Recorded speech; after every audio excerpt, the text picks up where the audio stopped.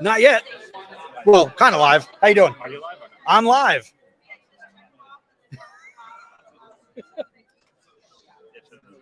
Okay, that's cool. I'll be here all day. When do you have a break? Probably 45 minutes or so.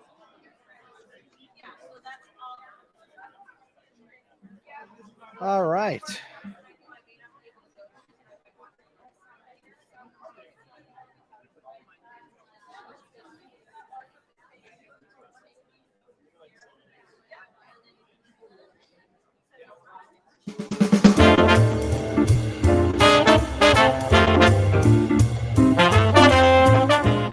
Welcome to the House of Ed Tech podcast.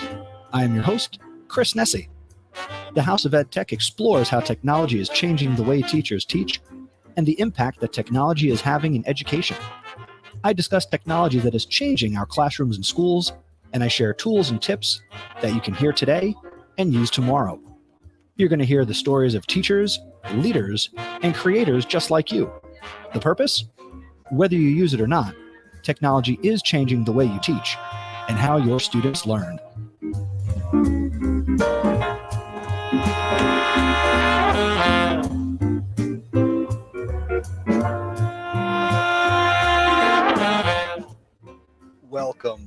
Welcome. Chris Nesi here from the House of Ed Tech podcast, and I am live at ISTE 2023. Very exciting to be back here in Philadelphia. Thanks for joining me if you're watching this on the replay or if you're hanging out live. I'm glad you're making this podcast a part of your anytime, anywhere professional development. Got the camera over there. So we are on the road in Philadelphia. Now, because this is an ed tech podcast, I should let you know how I'm doing this and what the setup is. So what do I have here in front of me? We've got a Rode Procaster, which allows me to connect 4 microphones to it, and that's what I have hooked up here at the Pennsylvania Convention Center. The microphones that I'm using are the Shure MVX microphones. They are great microphones because they are both USB and XLR microphones. I have them connected via XLR, which is super easy. But if I only had my laptop and one microphone, I could also connect it that way as well. I've got Audio-Technica MTX. What do I have here? ATH M20X headphones. So the whole setup, if I kind of swing the camera around a little bit,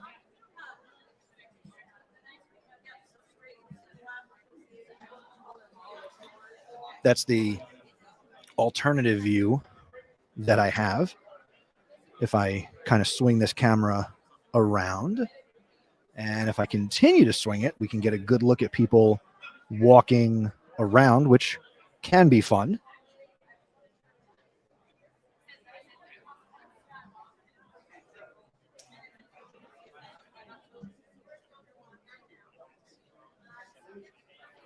Camera's not as high as I thought it was going to be, but just to kind of give you an idea of where I am.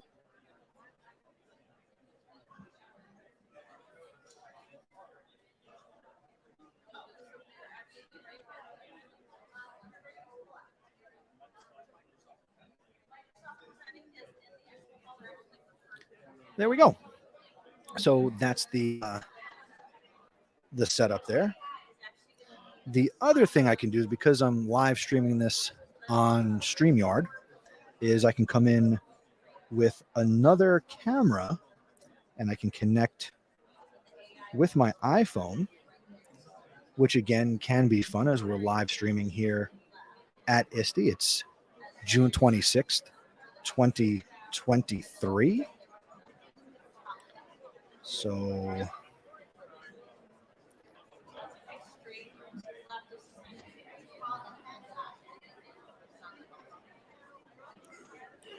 right now, this is very compelling.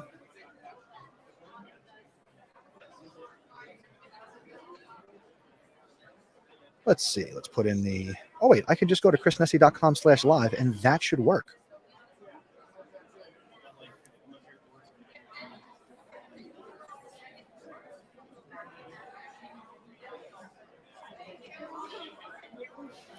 And if you want to be a part of the live stream, you can do that. Go to chrisnesi.com/join if you want to be a part of the live stream today. We're going to let it access my microphone, but I'm going to mute the microphone. And let's enter the studio. There we go.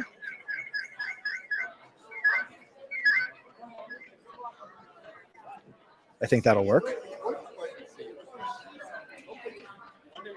Let's switch the camera around.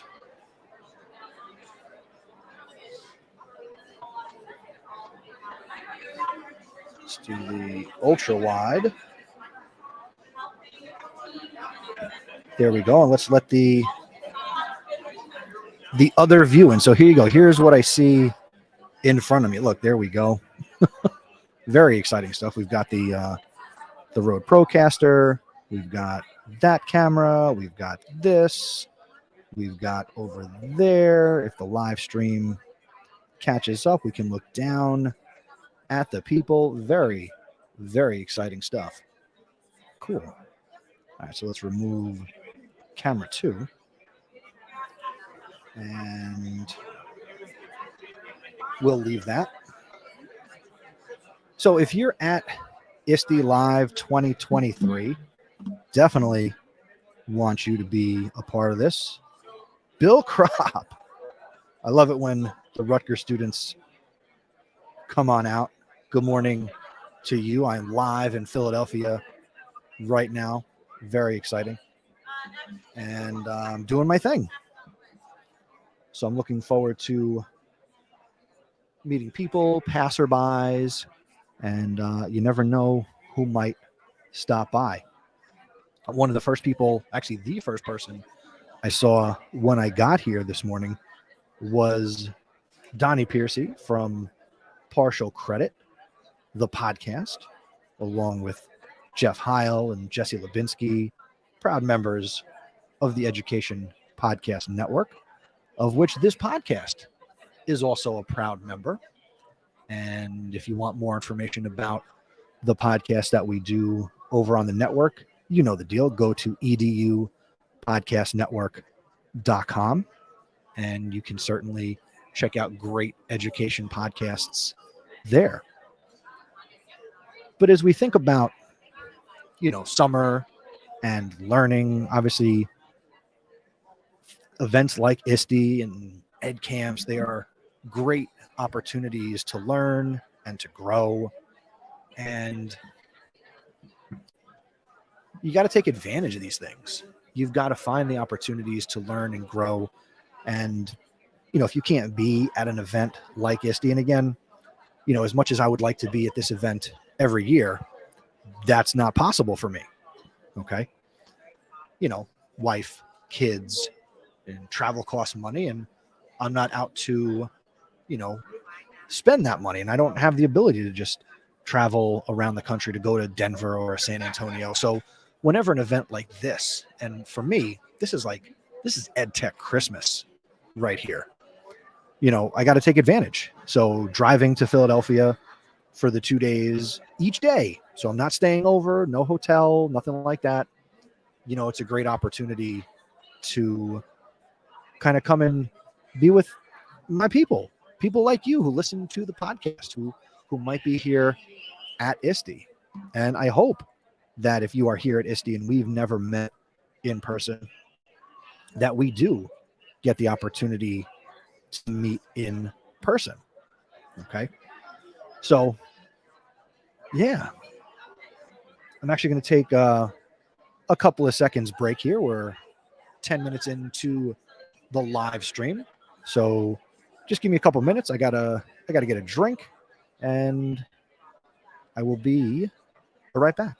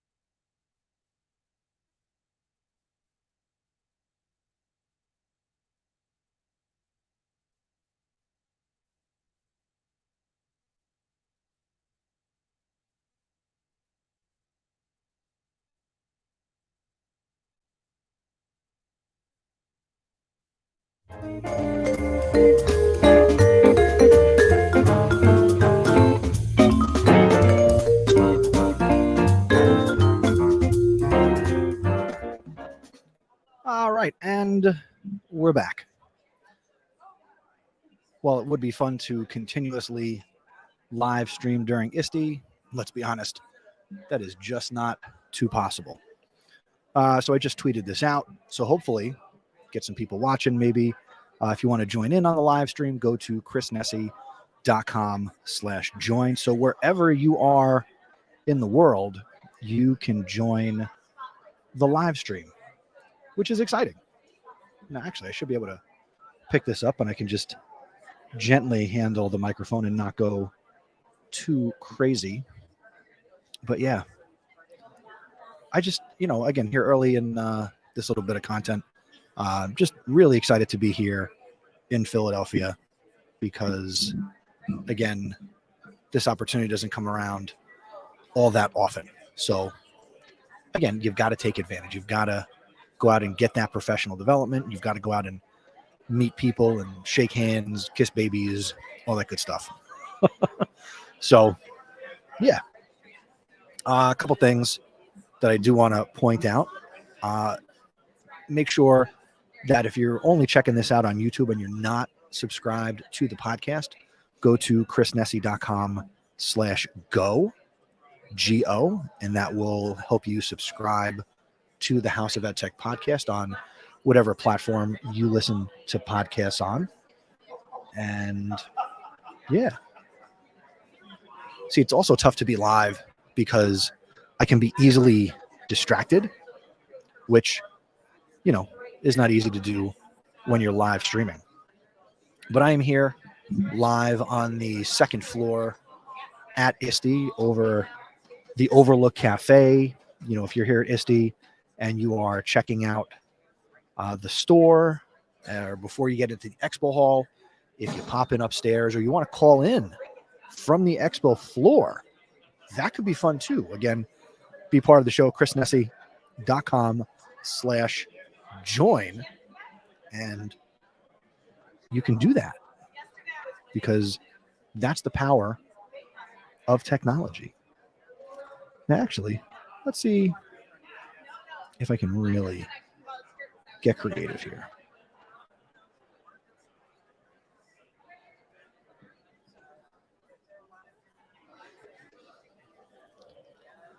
So now I'm also live on Instagram. Nope, I'm not. Pause due to a poor connection. Go figure. Oh, okay, and we're back. So yeah, we are live here at ISTE. Nope, no, we're not. I'm just gonna do this. Yeah, okay. So if you want to come hang out with me, I am live over the Overlook Cafe, and I would love it if you came by, hung out. That would be a ton of fun.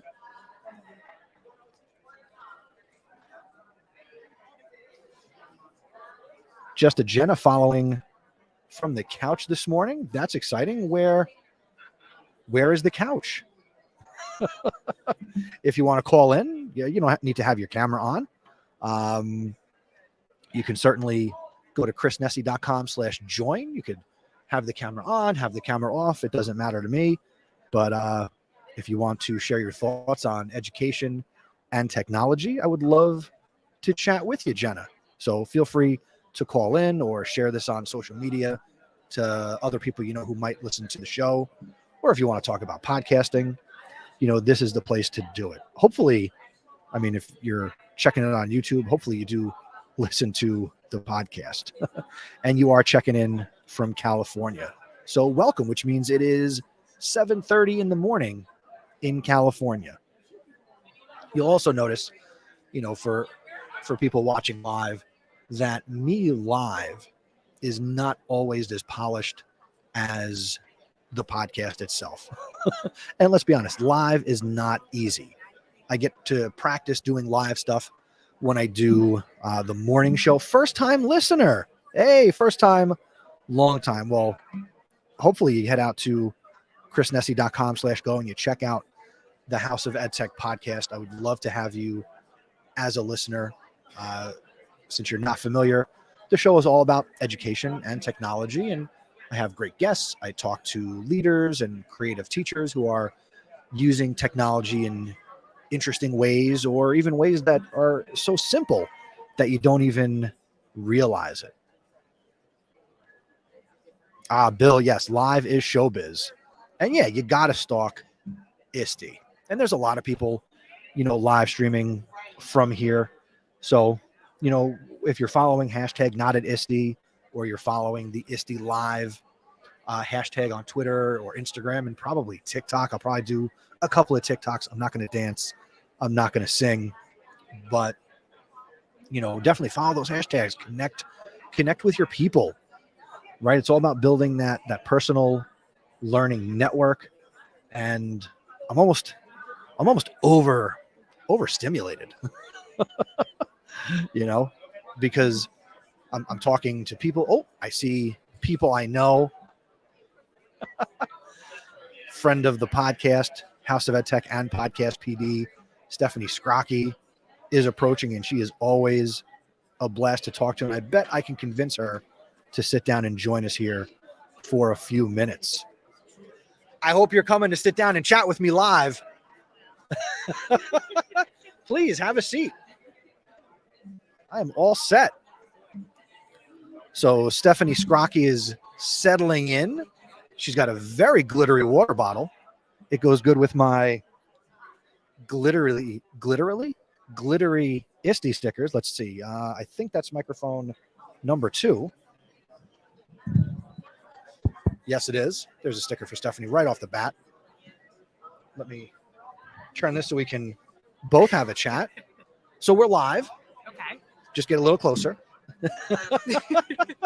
You can even pick it up and hold it. It's up to you. So how are you? Good. How are you? No, we got to get you closer. I got to turn the gain up on this. Closer. Yeah. You do what you got to do to make it work.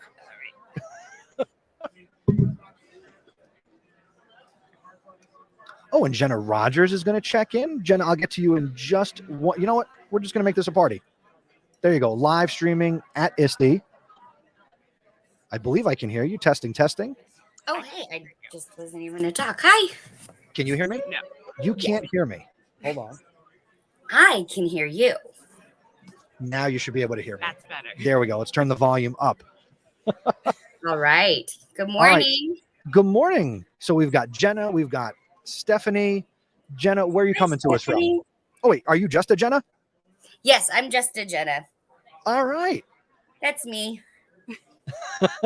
Unfortunately, you can't see this because I've got the master controls. So Jenna is coming to us from California. Lake County, California. And we got Stephanie from Jersey. Yeah. Jersey in the house. Woot. So you are stalking the ISTE hashtag, Jenna. Oh, yeah. Hardcore right now. Totally. What does stalking it mean to you? Like, what are you doing? I mean, you found this, so thank you for that. Right. Yeah. Well, there's that, right? Like, I found this by going to the hashtag not at ISTE, hashtag not at ISTE Twitter feed. And I clicked on this, and here we are. Did you think you were going to go live on the internet? No So early in the idea. morning? But, I'm a big believer in lean in. I'm a big believer in when opportunities present themselves, you just step in and say, okay. And what do you do in education? What is your role? Well, I kind of have taught it. I taught it all from kinder to college. Right now I'm teaching second grade. But I did have a stint with like Q and I can't remember the other conference, CLS. There was a period where I was like, a normie attending these things. And then I actually served a Lake County Office of Education and saw it from the top down. And I ran right back to my classroom. And now I teach second graders.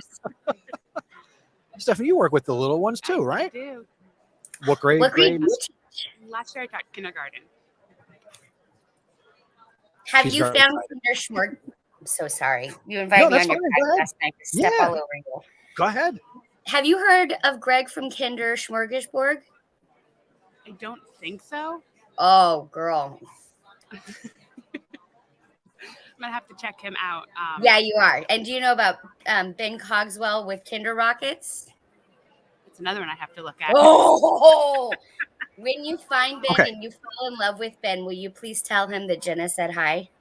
Absolutely. Before you told us the people. Tell us about the smorgasbord and the second one. I didn't get the name. So tell us about those things. So The first one, I can't tell you his name. I think it's Greg, Mr. Greg, and he has a website, and I'm not even going to try to spell it.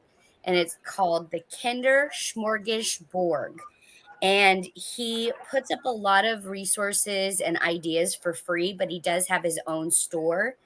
And then there's Ben Cogswell, and he created a whole bunch of stuff on Seesaw for kindergarten. And he's connected with John Carippo and the Edu Protocol humans. And he's Nice. also just a lovely human being. That's what I love most in education, the lovely human beings. Now, I don't know where to go. This is why I don't do a lot of this live. Jen, I'm going to keep asking you questions. And Stephanie, if you want to jump in and answer questions too, feel free. We can co-host this segment together. So, Jenna, what you taught second graders this year? Yes. And I will be teaching second graders next year. Not the same ones, though, right? You did like you. They No, all, yeah, they all moved on. Okay.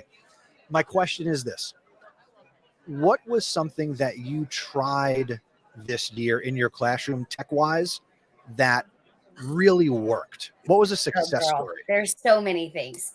Okay, so gosh, now my brain just exploded, and let me try to categorize. Okay.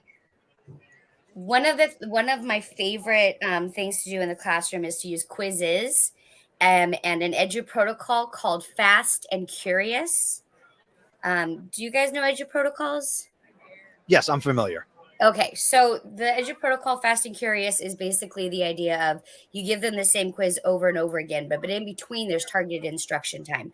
So, for example, the first time we did subtracting double digits with regrouping, our class percentage was 13%. And I love when that happens because all the air goes out of the room. They're all looking at each other. They're really nervous. They don't know what's going to happen. They don't know how I'm going to react. And then I cheer. Yay! Look at all the growth we get to make. And it's a different kind of experience all of a sudden. So you give the first quiz. You look at the questions that they did the worst in, and you give a very quick instruction right then and there. And you can stack the Edu protocols by doing like a sketch and tell, or you can partner them up or do expert groups. Like however you want to address that is up to you as the teacher, which is what I love about Edu protocols, because they give you this framework with a lot of freedom in between. What I like to do is like on Monday I'll do quiz 1, and then we'll do everybody comes and sits on the rug, and we all do manipulatives, and we all do the lesson together. But every time after that, I actually group kids up into expert groups. And then when we retake the quiz and I record it, and they watch it go from 16% to 23% to 53% to 78% to 90%. And it is amazing to watch these little second graders. And I teach in an area that's what Ruby Payne would call like delicate. It's an impoverished area. We got some situations that a lot of humans are dealing with. These little second graders are dealing with too. So to watch them feel like they are taking on a huge challenge like double digit addition with subtraction or with regrouping, and to watch them gain that confidence, it's magical. So that's one of the ways. I like that. And then for them, it becomes almost like a competition with themselves to see what can I beat my score from the last time. Yes, and I'm super intentional about it. And I tell them I'm not grouping you up and saying group 1 got this and group 2 got this, because this is not a you against you. It's us against us today against us yesterday. It's kind of like running, right? You're not really racing. You race others, but you're always trying to set your own PR and improve yourself. I think that's exactly it. And sometimes that percentage goes down. And that's real life. We all hit ruts. We all hit things that slow us down. We all hit things that steal our joy. That's just real life right there. We just got to avoid those things that steal our joy. Yes. If you can, right? Yeah. Jenna, my next question is, and then I'll, Stephanie, if you got something you want to pick her brain about. Please. So you had this really great success. What is something that maybe didn't work or didn't go as planned that you've reflected on, you've learned from, and it'll be better next time? Countless things. I was dedicated to a soft open at the beginning of the year, but I have a tendency to, and this is something I'm working on as a human being. I have a tendency to like look around and compare myself to the humans around me. And if my classroom doesn't look like someone else's classroom, that can kind of stress me out and make me feel like I'm not doing the right thing. Even though I've been doing this for 16 years, right? Like I have a master's degree. I know, but when you're in the moment, you look around and you see other humans and it doesn't look like what you're doing. I lost my confidence with my soft open and I kind of just like gave into desk tasks. Well, this year I realized that the reason that happened is because I opened up my eyes and looked around. It's 10 minutes at the beginning of the day, Jenna. Do a soft open. Calm down. It's okay. I think I will have options and choices so I don't feel like I'm locking all the kids into the same thing. But I also think I'm going to open up the choices from academic to also social and emotional. For some kids, that, the first time someone says good morning to them is the time that they step into our classrooms. So that's what I'm going to do different next time. I'm going to lean in. I'm going to say it's okay that it doesn't look like everyone else's. I know that a soft open where kids can make their choices or make their connections is what's going to be best for them. I struggle with that too, comparing myself to others. I mean, even being here, I know that there are so many super talented ed tech people, podcast. There's another friend of mine right, 200 yards from me, live streaming and podcasting. And, I can't help but sit here and think, am I doing a good job? Oh, I know. Yes, I feel that so deep. There was a period, like I said, where I was going to all the conferences. I was deeply involved with Q, deeply involved with California League of Schools. I was on Twitter chats every week. I even started a YouTube channel and a podcast, and I was involved with California Academy of Sciences and UC Davis.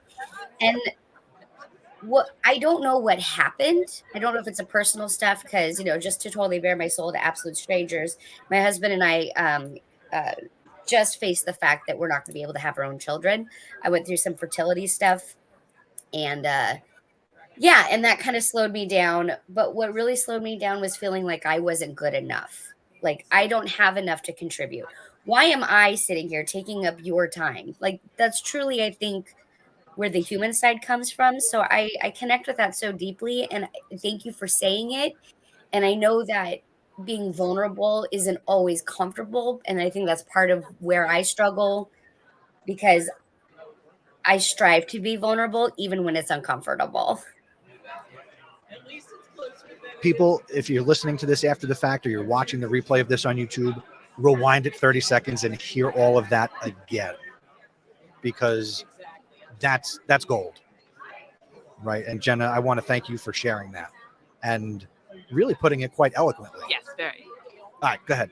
I mean, I've heard that from some other people here as well, that just struggling with, not comparing against each other, the person next door or down the hall, the other building, and just trying to overcome that and push through and, realize that what we're doing in our classroom is good and just trusting our instincts in our rooms.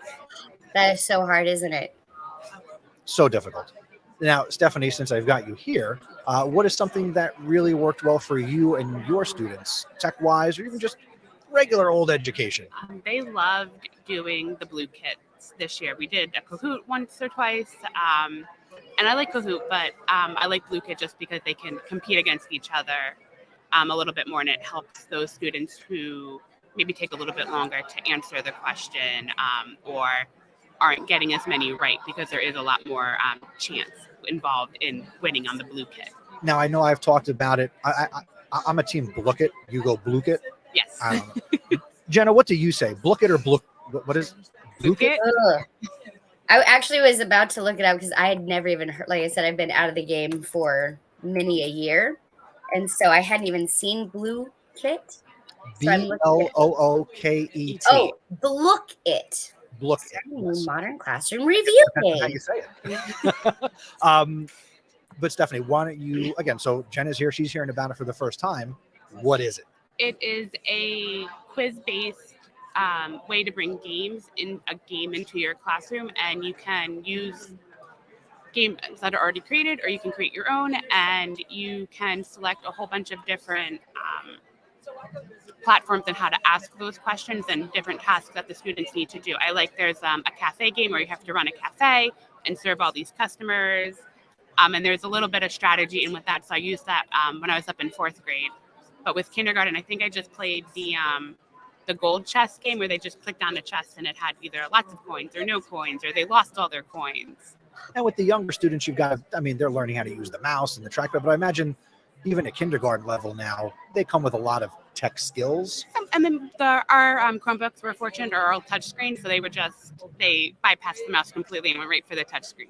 That's awesome. And same question. Signing up right now. There you go. Something that didn't work as you thought it would, or you've got to reevaluate or reflect, anything you struggled with? I think just looking to the classroom down the hall and trying to make my class look and feel like that, and just making my classroom my own and letting it just happen, and not being worried about not looking like the other classrooms. Yeah, sometimes you have to be organic with it, right? I mean, we can plan and plan and plan, and I've always said, you write lesson plans, Jenna, you write lesson plans. If I'm an administrator and I look at your lesson plans and you're doing exactly what you said you were going to do 10 days from now or a month from now, I might have questions. No classroom goes that perfectly, right? You've got to make adjustments and you've got to be prepared. And a tool like that you can kind of fit it in. Did you get your kids to help make them, or is it all stuff you generated? And not yet. That's something I would want to go to next, just slowly. It was my first year down in kindergarten, coming from the upper grade, so I just needed a year to kind of get my feet wet and adjusted. And so they're wet, you're adjusted, we're ready to go? Yes. Nice. Cool. And Stephanie, it's such a gift to be an older school teacher that comes down to a smaller grade, because you know what they need to know. And I always told my 2nd graders, when you're big kids, or, when you're in 5th grade, you're going to learn about this. And when you're in 6th grade, you're going to learn about that. So that's such a powerful tool you have in your back pocket. So what else is going on? Not too much. Walking around, seeing what's what. I've never been to ISTE before, so this is an experience. Jenna, have you ever been to an ISTE? I have never been to an ISTE. I was really hardcore into not at ISTE, I think 2016, 2017. I even had my girlfriend, Amanda Hawes, do the ISTE, what is that called? Selfie. Oh my God, I'm really old. Did the ISTE selfie with the cell phone of a picture of me so that I could have my selfie at ISTE. That's awesome. Now, based on where you are in California, could you get to one if it comes back to Anaheim? Yeah.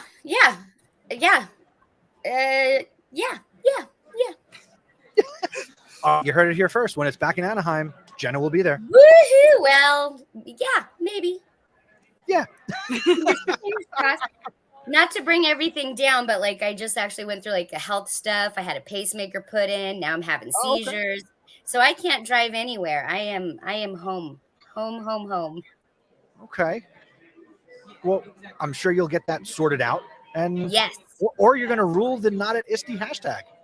Either way, both and, my friend. Embrace that both and thinking.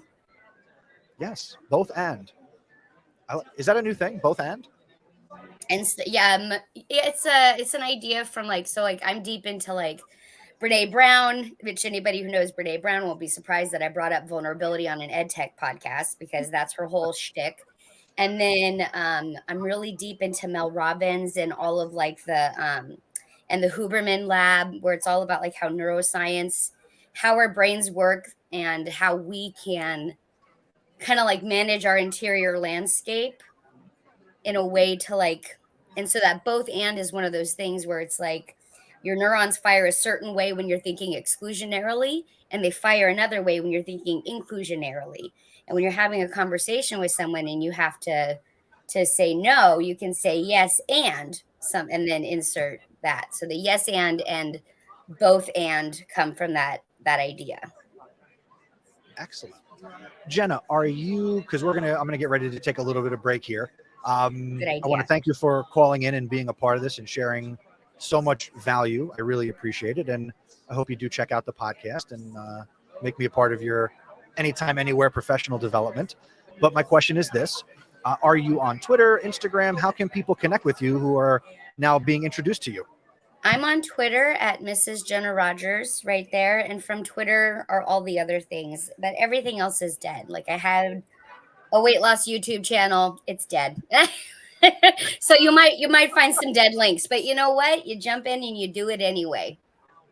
All right. So she's at Mrs. Jenna Rogers on Twitter. I believe Stephanie pulled it right up, and I will do that when we take our break. So, Jenna, I'm looking forward to being connected and learning with you. And I want to thank you for being a part of the show for a little bit. Well, thanks for inviting me on, and I am really looking forward to being a part of the podcast family and listening and catching up and learning together. Hashtag better together, everybody. I love it. Jenna, thank you so much.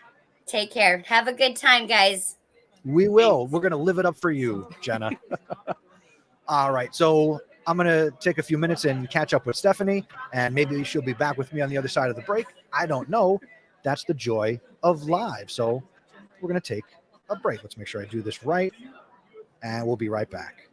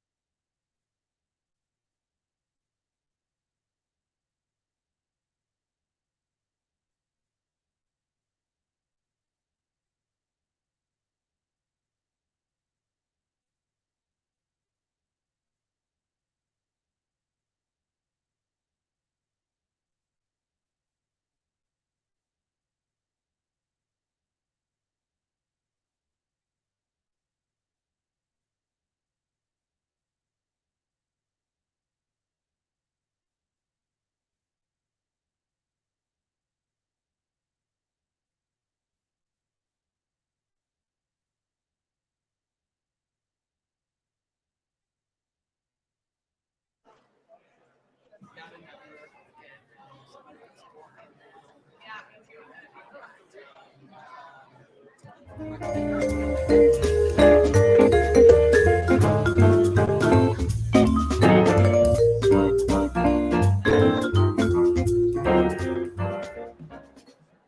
we are back. I don't know if these breaks will stay in the video, but I was away for a couple of minutes, and now I am joined solely by the Stephanie Scrocky. Welcome, Stephanie, to the House of EdTech. Hello. This is your first ISTE. It is. Overwhelming, underwhelming thoughts so far? It's a little overwhelming. There's a lot of people, and lots to do. Definitely some FOMO going on. FOMO? You're here. Well, there's so much to go and do and see, and there are sessions going on at the same time that I was interested in looking at. And Now, do you have some type of like virtual ticket? Can you access some of the content after the fact? Is that a part of what you're I getting? think I signed up for that too. It says I can for a couple months at least. So that's helpful too, just knowing that I have that and catch it later. Now, is this something that you paid for, or were you, lucky enough to have your district foot the bill? How'd you get here? I paid for it. Okay. I think that'll be money well spent. Yeah, it is. Definitely so far in the first day. Enjoyed it. Made some good connections with some people and got some good tips and tricks. So in coming to a conference of this size, and again, we know each other for many years. You've come to EdCamp New Jersey. You support Podcast PD, and you come out every Sunday night that we do that with AJ. So, I know you. Who are you connecting with? So, who are you looking for? Is it tech companies? Are you looking for other teachers who teach the small kids like you do? What's your goal?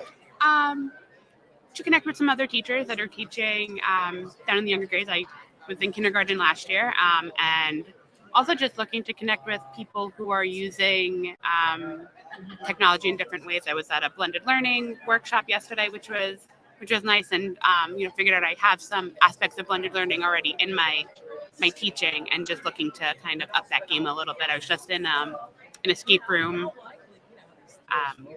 session of learning how to create escape rooms, and just breaking down the formula a little bit more, so it's not as huge as overwhelming creating those rooms as I thought. Let me back up. So, you listen to this podcast, so I don't, as often as I should, I don't get the opportunity to talk about EdTech with younger kids. I've got probably maybe 2 or 3 episodes in the catalog where I talk to elementary school teachers and kind of talk about that. So since I've got you here for a few minutes until you tell me you have to run away, what, as a kindergarten teacher, are you doing here in 2023 with EdTech with kindergarten kids? What does that look like for them? Whether you want to talk about tools you're using or just your approach to integrating technology with some of our youngest learners. It's a lot of just getting them used to the keyboard and learning how to sign in on their Chromebook. Some of them, sometimes they had to put in their whole name. Sometimes it was just their password, and looking to teach them some computer basic skills with the keyboarding. Our Chromebooks had a lot of all had touchscreens, so they were able to navigate that. So some of them, would use the mouse occasionally, but just so much easier to touch the screen. So just looking to try to get them used to being on the computer and navigating. They're pretty tech savvy, though. They can navigate away pretty quickly too, and they're shocked when I know some of the tricks that I can, go back and see what they were on. They have to learn tricks that you've probably forgotten. Let's be real. But they're pretty quick. Yeah, they're like sponges, right? More kids should be sponges. Now, you mentioned Chromebooks. Is your classroom or school 1-to-1 at that grade level, or do you just have a class set? What's the tech availability for you and your kids in your class? We're 1-to-1 across the whole school. That's awesome. Do they get to take them home? They just leave them in the class? What does that look like? The older students, I think, can take them home. I want to say it starts around 4th grade. Otherwise, they're in the classroom. So 1-to-1 where they're assigned, they're there, they're available. So that's good. Yes. Okay. Are they using Google at that age? What are they doing? That's one thing I wanted to try to implement a little bit better next year is utilizing Google Classroom as a place to, we're a Google school. So just trying to house all of my assignments and the different links. I tried just because I was kind of nervous about them navigating there and getting lost, I use the Google homepage and putting on all of the links onto the Google homepage for them to navigate to for things like Breast Kids that we regularly use, or some of the other online learning platforms that we utilize. What are some of those platforms? We used Lalilo, which was very phonics based, and Okay. and then what else did we use? I'm trying to think. I know I put you on the spot. You did. We used Raz Kids. That was like we said that. That's okay. Are your students, are they leveraging Google Classroom in any way for anything? Or, I mean, how do you make the stuff available to them that they're accessing? I assigned it within the platform. We Okay. also used Freckle for mainly for math practice, but it did have some ELA practice on that as well.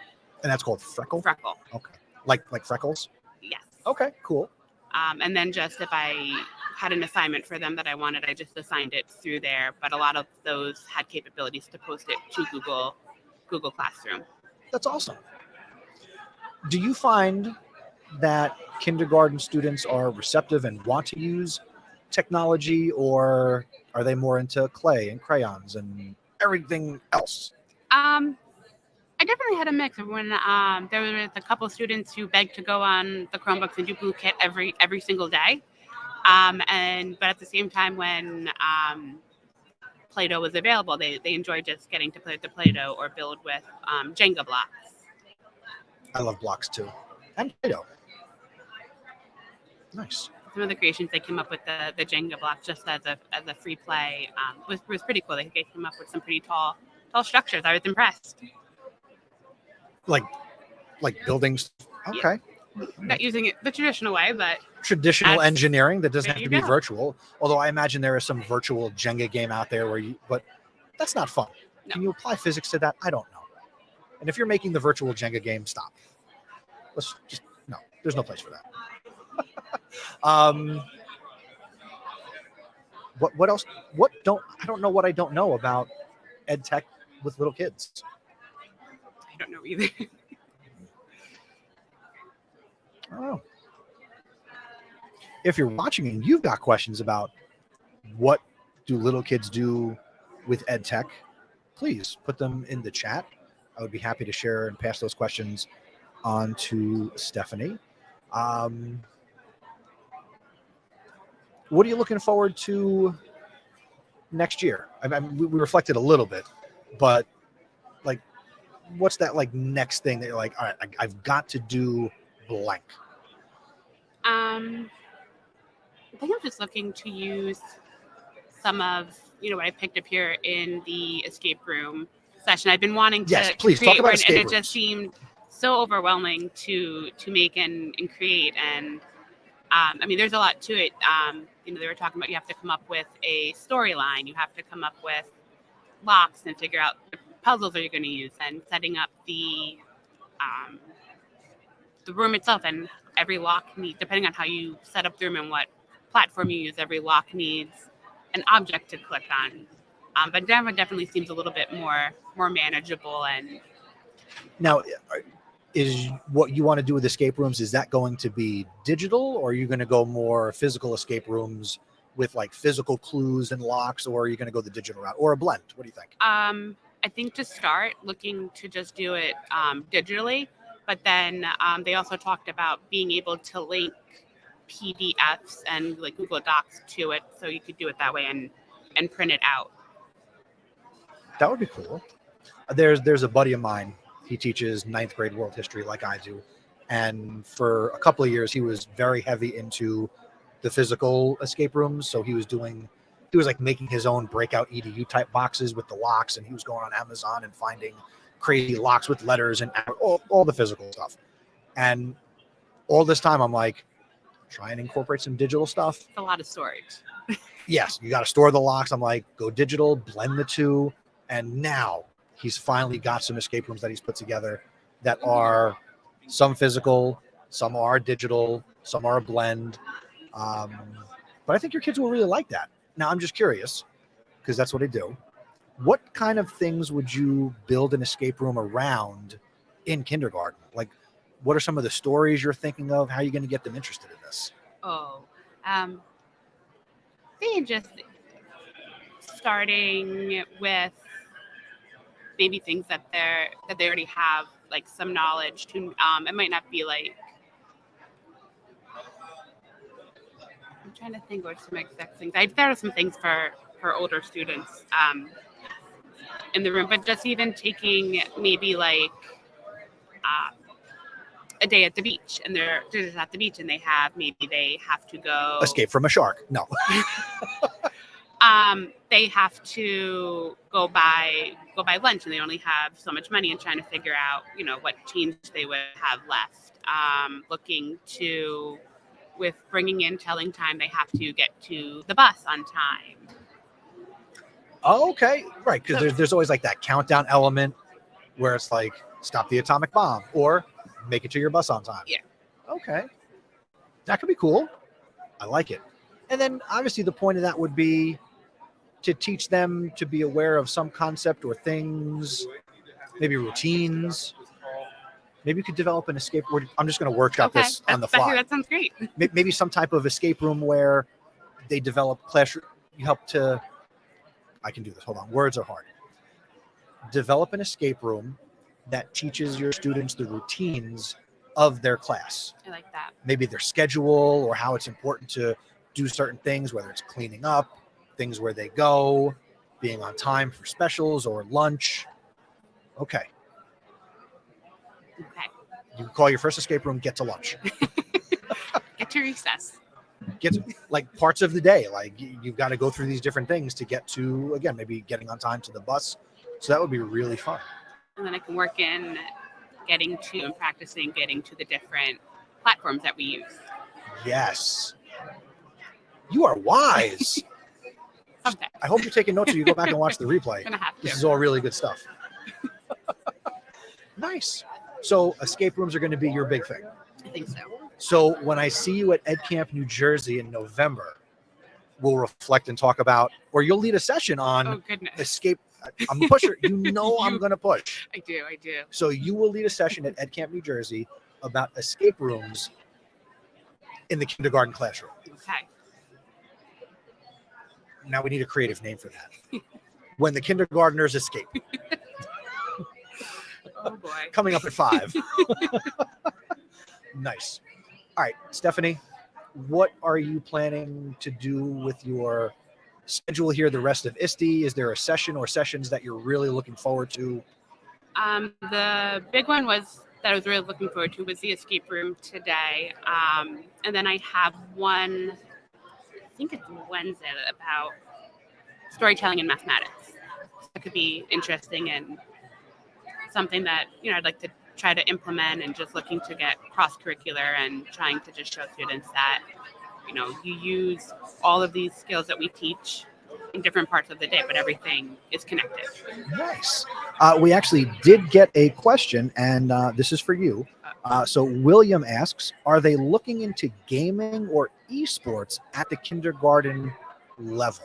Anything in your school or anything you're aware of? Nothing that I'm aware of right now. I also want to look into coding and try to bring that into the class, and that wasn't something I got to do this year with the kindergartners. But I definitely think they'd be interested in that. They definitely like games and getting on the computer and getting to play games. They're playing games at home. They all have like the Switches.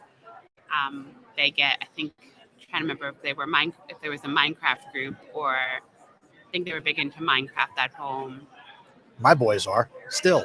Yeah, I'm into it. They've taught me stuff. And Roblox was another big one in the classroom. I need to learn more about the Roblox, because somebody else brought that up to me as maybe something I can use at the high school level in my history classroom to gamify or have them actually like build out some stuff. So I need to do the work on Roblox. Minecraft, I like to do art. Like me and my boys will get on and like we'll build stuff. Like I don't deal with the creepers or these other things. Like we'll do pixel art. So that's a lot of fun. But I guess it's just a matter of. I think I was listening to another podcast What do you mean another one? Sorry. That's okay. I think it was on Who Smarted. And they had just done an episode about Roblox and just the kind of the backstory of it I didn't know that. So definitely wanted to check that out a little bit more. Cool. All right. So Stephanie Scrocchi has been gracious enough to join me for 45 minutes of my your time. goodness. You didn't even realize time I flies didn't realize. when you're having fun. I hope you didn't miss a session. For people who are not connected with you, how can they connect with you on Twitter, Instagram? How do you want people to connect with you? I'm on Twitter. Don't normally post a whole lot, but I'm at Rockin, ROCKIN, Scrocky, SKROCKI. Rockin' Scrocky coming at you on the Twitter. I want to thank William for his question. And for this hour, I want to thank Jenna Rogers for also calling in from California. Really appreciate it.